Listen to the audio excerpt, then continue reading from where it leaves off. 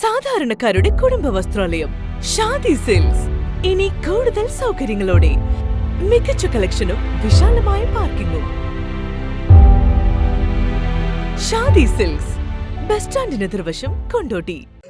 കൊണ്ടോട്ടി താലൂക്ക് തല അദാലത്തിൽ 223 പരാതികൾ തീർപ്പാക്കി.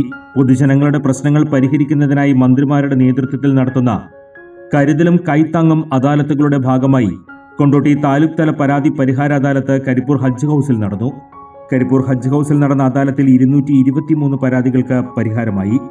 മന്ത്രിമാരായ V Abdurahiman, advocate PM Mohamed Riyas തുടങ്ങിയവർ നേതൃത്വം നൽകി.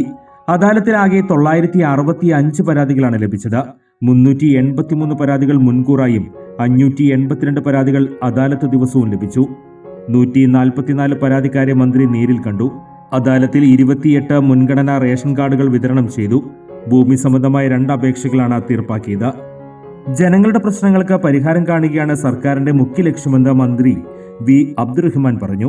ജനങ്ങളോട് മന്ത്രിമാർ നേരിട്ടിടപെടുന്ന ഇത്തരം അദാലത്തുകൾ വഴി പരാതികളുടെ എണ്ണം കുറച്ചുകൊണ്ടുവരാനായി. വർഷങ്ങളായുള്ള പല പരാതികളും അദാലത്തുകളിലൂടെ പരിഹരിക്കാനായി. പരാതികളിൽ ഉദ്യോഗസ്ഥർ കാര്യക്ഷമമായി ഇടപെടുന്നു എന്നുള്ളത് ശ്ലാഘനീയമാണ്. അപേക്ഷകൾ പരാതികളായി മാറാതെ ഉടനടി തീർപ്പാക്കാൻ ഉദ്യോഗസ്ഥർക്ക് കഴിയണമെന്നും മന്ത്രി പറഞ്ഞു.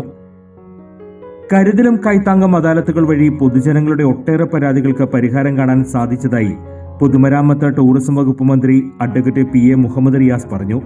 അദാലത്തിൽ പരിഗണിക്കേണ്ട വിഷയങ്ങൾ നേരത്തെ നൽകിയതും ഓൺലൈൻ വഴി പരാതി സ്വീകരിച്ചതും മൂലം പെട്ടെന്ന് തന്നെ പരാതികളിൽ തീർപ്പുണ്ടാക്കാൻ സഹായിച്ചു. അദാലത്തിൽ ലഭിക്കുന്ന തുടർ നടപടികൾ വേണ്ട പരാതികളിൽ 2 ആഴ്ചയ്ക്കകം പരിഹാരം കാണുമെന്നും മന്ത്രി പറഞ്ഞു. കൊണ്ടോട്ടി ഹജ്ജ് ഹൌസിൽ നടന്ന അദാലത്തിൽ ജില്ലാ collector VR Vinod, Perinthalmanna sub collector അപൂർവ ത്രിപാഠി, ADM NM മൊഹറലി, വിവിധ ജില്ലാ താലൂക്ക് ഉദ്യോഗസ്ഥർ തുടങ്ങിയവർ സംബന്ധിച്ചു. എയർവൺ ന്യൂസ്, കൊണ്ടോട്ടി.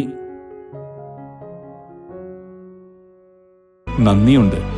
ഇന്നോളം എത്തിയ ഞങ്ങളുടെ ഈ സുവർണയാത്രയും നിങ്ങളുടെ ഓരോ ആഘോഷങ്ങൾക്കുമൊപ്പം ഞങ്ങളെയും ചേർത്ത് നിർത്തിയതിന്. Beauty Mark gold and diamonds, specially for U.